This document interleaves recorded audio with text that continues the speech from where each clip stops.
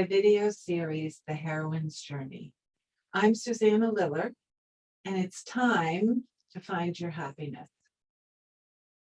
In the last video, if you were tuned into that one, we talked about the call and the types of calls. In fact, that's where we've been. We started with the ordinary life, where you start before you get the call, and then the call comes. What are the types of calls? And now we want to talk about refusal of the call. And I think that often this is what we do because it seems too big for us. It seems too scary. It just seems too uncomfortable. It means we're going to be leaving our comfort zone. So, whoa, what can we do to ignore it, make it go away, to not pay attention? What can we do to just let us stay in our comfort zone is often the way we react. And I want to talk to you about my call to write the book, You Are a Heroine, because, wow, I did a lot of refusal of the call on that one, because it's a big effort. And when you look at it and what's required, it's just overwhelming, like most calls are. And so what I did was procrastinate. I felt that I had to do it a certain way. I needed an office where I could go to write. I needed this, I needed that. When no, I just needed to sit down and start writing and listen to my coach and put those seeds into the field and then look at the field and take it one step at a time. But I continued to procrastinate. And one thing that I did, which I think definitely was refusal of the call, was I didn't tell anybody I was writing a book. Because then they're going to ask you about it. And then you're going to be accountable to reporting out periodically. So if you don't tell anybody, then nobody needs to know. And then if you don't do it, then no problem. Nobody knew anyway. So that was a big refusal. Other refusals, when I was considering getting divorced, I kept thinking, well, things might improve. And once we move to another state, things will be better. Once my second child is born, things will be better. Once I get a job, things will be better. But it never happened. But it just put more time into me waiting and not responding. And that's another thing. A way to refuse a call is to wait. Well, I will do it when I've had a whole year so that I don't just leave my boss in the lurch. Or I will wait for them to come to me. Or I will wait to get another request. You know, I told you that the call never leaves you. So it will still be there and be persistent. And no matter how long you put it off, it will continue to come back. And that's when I spoke to you that sometimes it gets more persistent, more urgent, louder. You will do this. And that's when we call it the wake-up call. That if you don't respond, then something happens. And for me, with my divorce, it was seeing my kids being impacted by our unhappy marriage. And that's because even though I had been impacted, it was when I saw it happen to them that I had to do something, as scared as I was. So refusal of the call can really sap your energy. It can really take time out of your one wild and precious life. And poet David White talks about a workshop he was giving. And he asked people to comment on this refusal aspect that we all human beings have. And a woman said to him, and it was such a poignant way that she put it. She said, I turned my face away for 10 years and it became my life. So she was saying she had a call. She knew that this was something that would bring her joy. It had to do with her passion. And she just kind of turned away from it. And 10 years later, there she was, realizing that she had put it on her own back burner. So it's important to know that this is something that can majorly distract you and take you away from what is calling to you for you to do. And I think this is something, the story of Jonah and the whale is always used as a perfect example of refusal of the call. And this was, God was calling, according to the Bible, this Bible story, that God was calling Jonah to do something, to go to another land and speak to somebody about his mission and his work. And he didn't want to. So he got on a boat and sailing in the opposite direction. But then the boat was hit by storms and all kinds of things. And the sailors on the boat said, has to do with Jonah, and threw him overboard. And when he was thrown overboard, he was swallowed by the whale. And of course, the whale got him and threw him up on the land where God had wanted him to go in the first place. So it also kind of tells us you can't escape your destiny. Call is part of your destiny, and you can try to escape it. You can procrastinate forever. You can wait forever. You can ignore it. But somehow it will keep knocking on your door.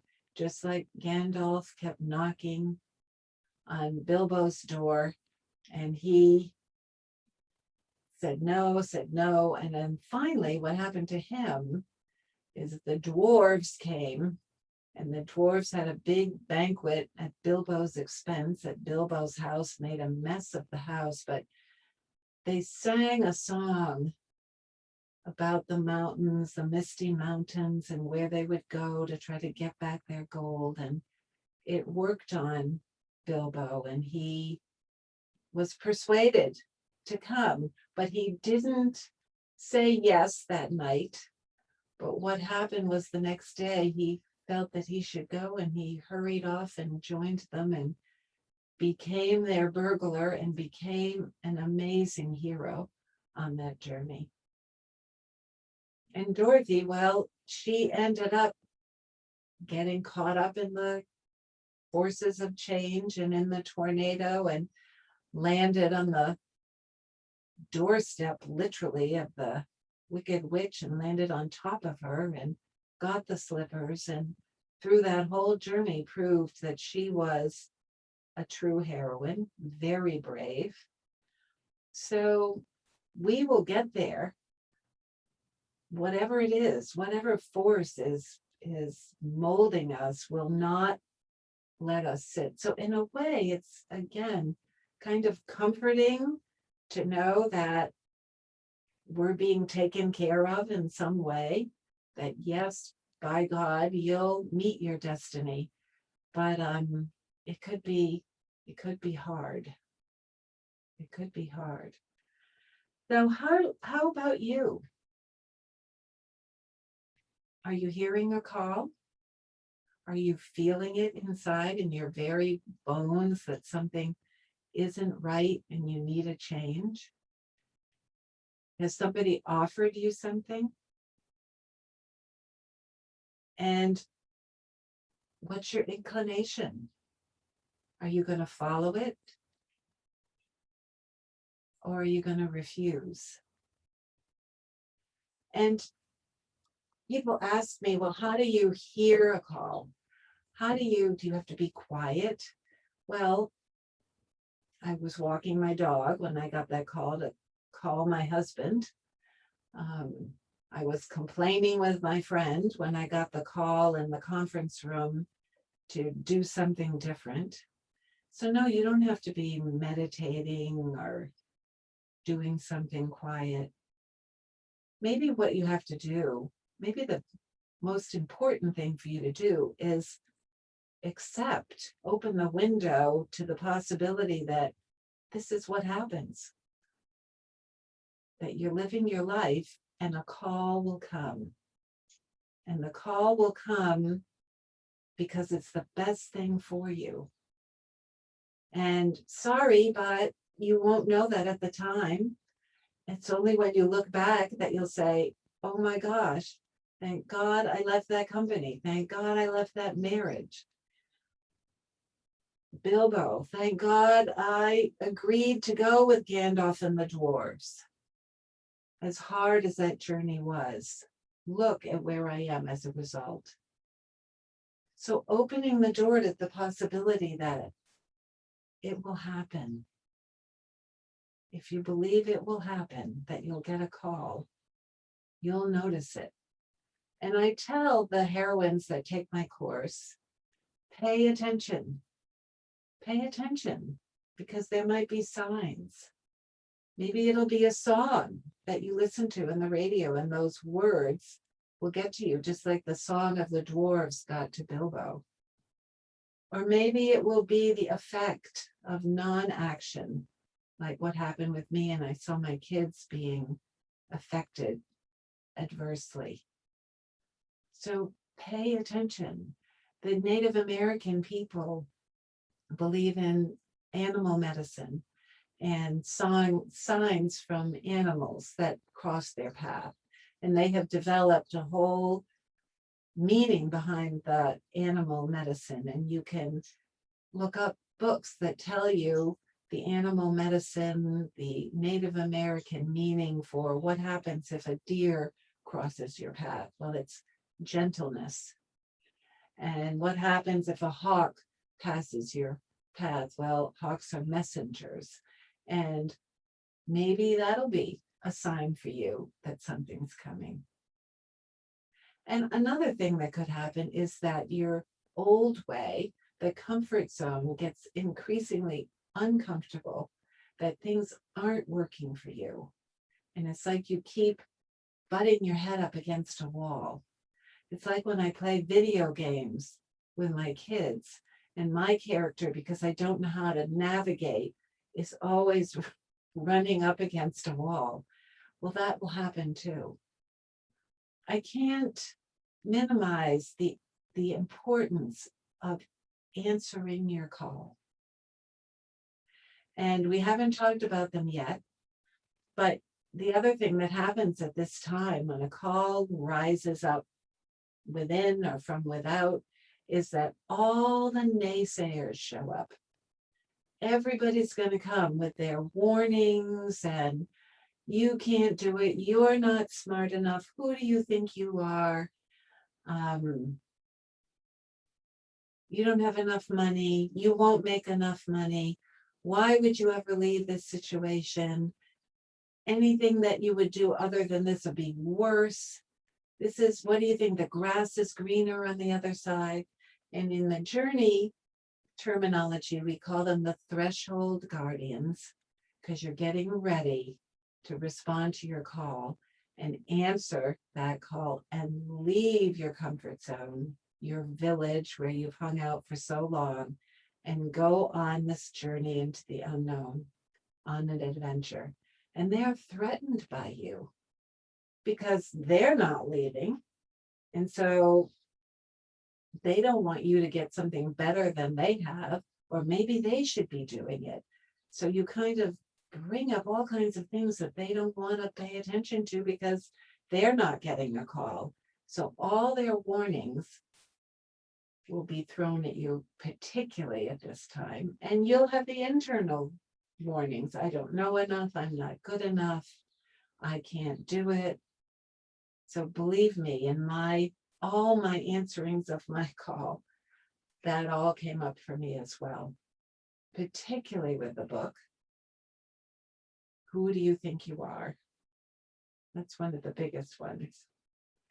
So here's the thing. I think the best thing that works is you just put one foot in front of the other and you go. And don't try to see what's going to happen a mile down the road or 2 miles down the road, because everything changes as you step across the threshold. Your view of how things were before you answered the call and took that step, it expands, it changes. It's like a kaleidoscope. Everything shifts and things look different. So don't make decisions on how it's going to be before you cross over and answer your call, because you don't know. And maybe that's the last thing I'll leave you with. It's how many people I've coached who are saying what the threshold guardians say. I know I'll never make enough money if I do this. I know that I won't be as challenged. I know. And here's the thing, you don't know. You do not know. So listen to what your call is asking you to do. Respond to it. Take one step at a time. Don't try to guess how it's all going to unfold, and go on the journey. So thank you, heroines, for being my dear heroines, for being as brave as you are to come on this journey with me. And never forget, you are a heroine.